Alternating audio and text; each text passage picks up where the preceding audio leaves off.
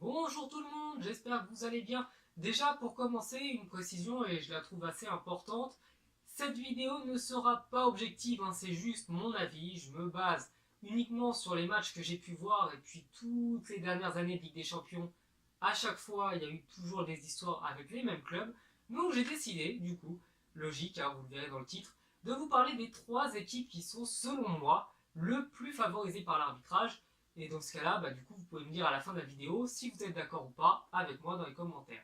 En troisième position, je mettrai la Juventus de Turin. Alors déjà, cette équipe, pour commencer, a un lourd passé avec l'arbitrage. Pour ceux qui auront vu ma vidéo sur les scandales du football, et bien j'en ai parlé, donc je vous invite à aller la voir. Mais c'est pas tout. En Ligue des Champions aussi, il y a eu des décisions assez bizarres. Et je me rappelle notamment d'une demi-finale de Monaco où on leur donne un penalty qui, selon moi, n'est pas vraiment valable. Et ce genre de décision, systématiquement, quand il y a la Juve qui joue, eh bien, le vent tourne toujours en leur faveur. Donc je trouve que la troisième place pour eux est très nettement justifiée. En seconde position, je mettrais le FC Barcelone.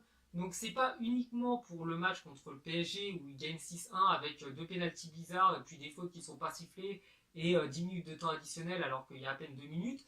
Non, c'est pas que pour ça parce que l'année d'après, contre l'AS Roma, on a vu qu'ils avaient également été favorisés, que systématiquement lorsque vous jouez le Barça en Ligue des Champions, eh bien ils vont mettre la pression sur l'arbitre.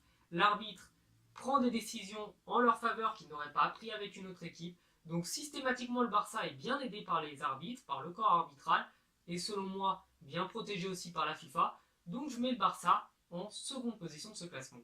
Et puis en premier le Real de Madrid, je pense que ça me semble assez justifié, assez compréhensible, parce que le Bayern de Munich notamment s'est fait réellement carotter par l'arbitrage. Pareil, au cours d'une demi-finale où on siffle des pénaltys pour le Real, on ne siffle pas les joueurs du Real quand ils sont hors jeu, ils peuvent marquer sur hors jeu. La finale de la Ligue des Champions il y a quelques années contre l'Atlético Madrid, ils marquent sur hors jeu. Le match contre le PSG où ils gagnent 3-1 à l'aller, eh bien il y a une faute pour commencer sur Kimpembe qui n'est pas sifflée. Après, il y a un hors-jeu qui n'est pas sifflé qui donne lieu à un penalty qui n'aurait pas dû être valable. Ensuite, le troisième but, je crois qu'il est quand même valable, mais bref, enfin, tout un tas de décisions. Si je prenais uniquement les 5 dernières années en tapant scandale, arbitre, Real de Madrid, je peux vous promettre que je tomberai sur des centaines de pages et des centaines d'articles. Donc voilà, je pense que le Real de Madrid est l'équipe la plus favorisée par le corps arbitral de toute l'Europe. Et puis même d'un point de vue général, même mondial, le Real est quand même très protégé. Donc je pense honnêtement qu'il y a de la grosse magouille derrière tout ça et que le président du Real Madrid, eh bien, balancer des petits billets comme ça par-ci par-là aux arbitres et à l'UEFA pour avoir des décisions en sa faveur.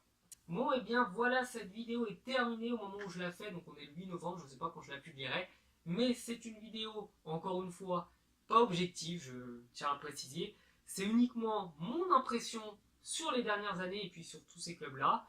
Donc je pense que les autres clubs sont toujours lésés contre ces trois, ce trio infernal. Donc peut-être que je me trompe, peut-être que vous n'êtes pas d'accord avec moi. Donc j'attends de voir vos réactions et puis je vous dis à la prochaine sur la chaîne. Ciao.